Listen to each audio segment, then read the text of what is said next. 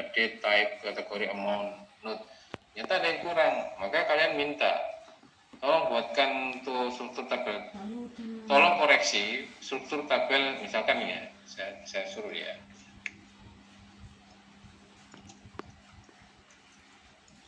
Lur.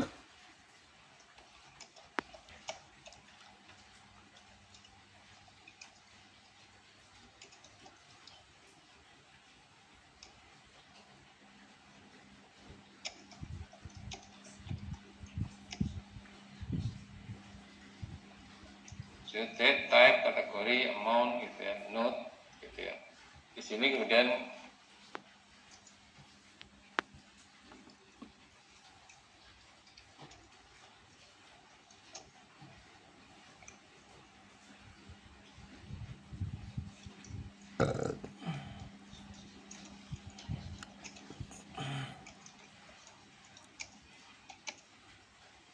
ya, dapat dikoreksi kembali.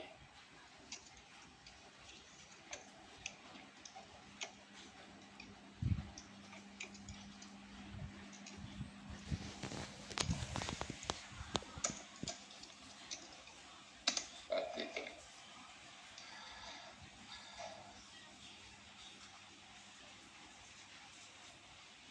Nah, di sini otomatis bisa kita lanjutin. Nah, ini diperbaiki, gitu ya.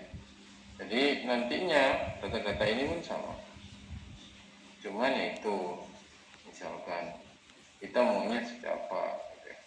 Ini contoh controller, create data berapa sukses, berapa, gitu. Ini contohnya. Nah, ini kan berarti kita harus menambahkan. Nah, ini kalau misalkan contoh ya kayak gini, root post transaction, nah ini tinggal disalin aja. Kalau ini misalkan di sini kemudian ada contoh di controller, dia ngambilnya public function store, ini bukan di copy, misalkan seperti ini ya, kita copy. Nah, ini, copy. Misalkan, kemudian ada di controller, yang sini, kita taruh bawah, kemudian kita enter. Nah, kita lihat dulu function store ini ada atau tidak di sini. Jadi kita lihat di sini. Kalau function store ini ada, maka bisa. Tapi kalau misalkan di sini kita lihat, wah ini ada error. Unexpected public. Tapi di sini apa? Kita ngopasnya di salah, tidak diapit di sini. Kita lihat di sini, ini diapit di sini. Jadi mau nggak mau ya, ini kita cut, kita di sini. Nah, seperti itu. Sekarang errornya nggak ada. Nah, ini harus kita pahami dulu. Jadi seperti itulah cara menggunakan AI dengan benar. Dan kita harus paham bagaimana cara kita memanfaatkan AI dengan baik. Nah, bukan dicopas taruh belakang, center copas. Padahal ini kita lihat ya, ini adalah yang atas ini. Nah ini, kalau kita lihat ini saja garisnya, gitu. Ya, boleh pakai AI boleh, tapi jangan mentah-mentah untuk menelan AI-nya. Jadi sekali lagi untuk coding kalian bisa pakai Copilot. Ini, tapi kalian harus pahami dulu bagaimana cara memanfaatkan AI itu. Ini juga sama, protected variable. Ini berarti apa? Di model transaksi.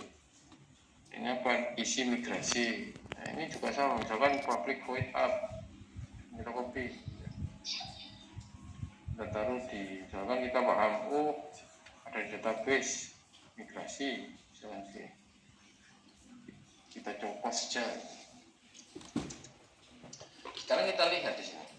Public function down, ini ada. Public function up juga ada. Kan gitu. Jadi ini nggak boleh. Ini kan berarti apa yang di copy hanya ini aja. Jadi kalau yang kita copy ya ini. Kita copy, cari yang up-nya di mana. Di sini. Maka kalian ambil sini. Mana ini up. Kita ambil yang ini aja. Kita taruh di sini.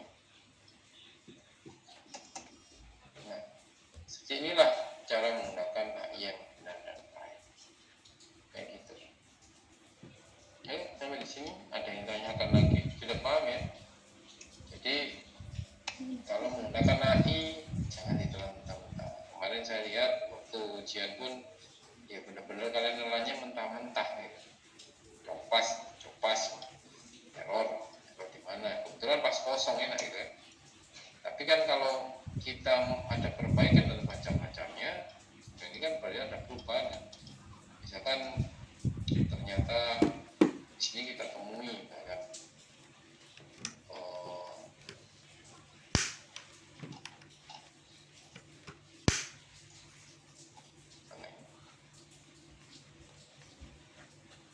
nah ini misalkan public function index set, jangan pakai query when date bla bla bla relation income expense balance income expense misalnya.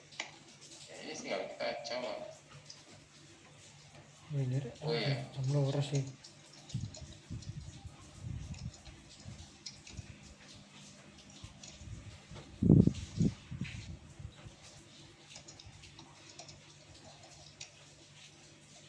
kontrol apa di sini?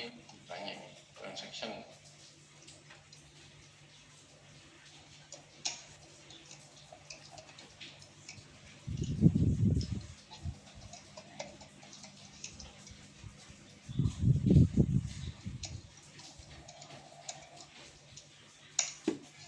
Gitu.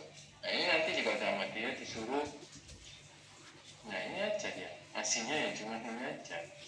Ini nggak akan seluruhnya. Maka kalau kita ngomong store gitu kan, tadi yang bilang, oh ya di kontrol hasil di bagian store itu ada penyimpanan berat tambahan. Seperti itu. Ya ada staf ini. Oke. Begitu cara menggunakan AI yang baik. Jadi ini kalau konflik kompleks malah nanti bisa sampai naik turun ya. Pokoknya yang harus buka satu-satu. Dan itu harus dibaca, bukan dicoba.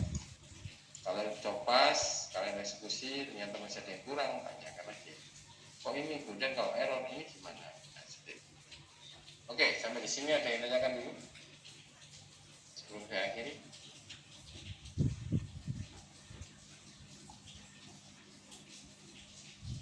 Kalau AI fiturnya yang di VS Code sendiri, Pak,